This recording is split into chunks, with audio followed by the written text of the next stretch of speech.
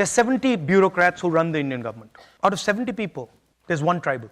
I think 3 Dalits, 3 OBCs, a minority. So 90% of India, in the government of India, has access to less than 10% of the positions that determine how finances, how money is going to be spent. It's not the only tool. There are other tools. But we will think of scrapping reservations when India is a fair place. And India is not a fair place. 7 समुंदर पार America से कांग्रेस के नेता राहुल गांधी ने आरक्षण वाला ये तीर छोड़ा तो देश की सियासत में हंगामा मच गया।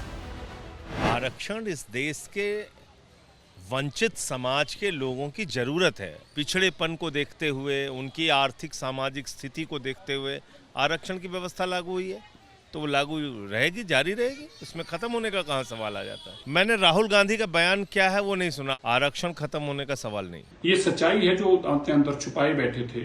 राहुल गांधी का भेद भी खुल गया और मैं अब एसटी, एससी और ओबीसी को लोगों को कहना चाहता हूं, ये आदमी आपके लिए इतना खतरनाक है, ये आपके रिजर्वेशन भी खत्म करेगा और ये देश को जाति नाम पे इतना लड़ाएगा, इतना बढ़ाएगा कि देश का बहुत बड़ा नुकसान करेगा। ये सच्चाई अब आपके सामने है।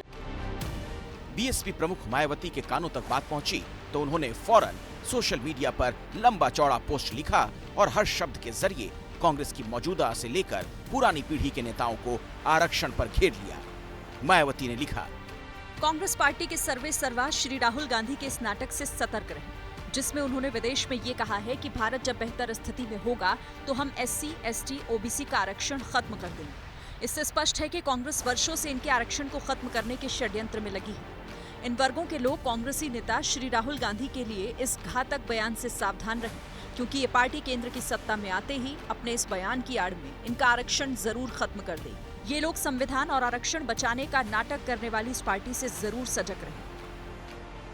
बीजेपी ने मायावती के पोस्ट को हथियार बनाकर हमले के बंदूक का मुंह कांग्रेस की तरफ मोड़ दिया। अरे आरक्षण की जो खत्म करने की बात कही थी पंडित जवाहरलाल नेहरू ने 1961 में उन्होंने सभी मुख्यमंत्रियों को पत्र लिखा था। वो पत्र मौजूद है, पार्लियामेंट में डिस्कस हुआ।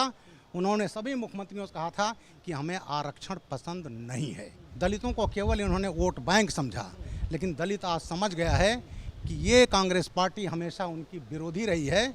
इन्होंने हमेशा दलितों को दरकिनार किया, इसलिए कभी दलित अब इनके उसमें नहीं फंसने वाले हैं।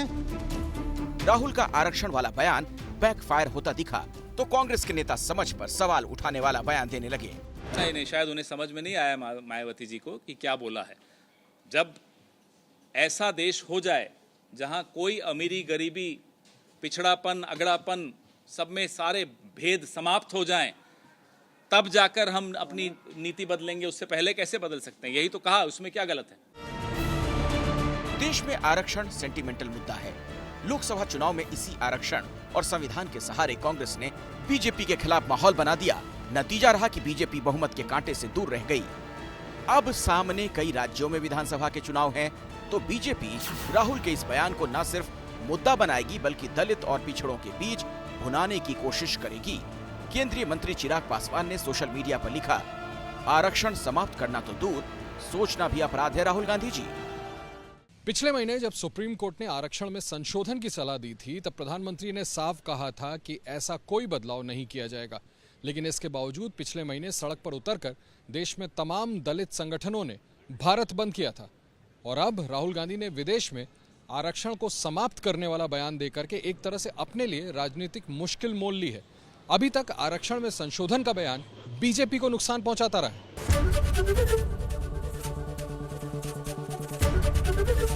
एबीपी गंगा, खबर आपकी, जुबान आपकी।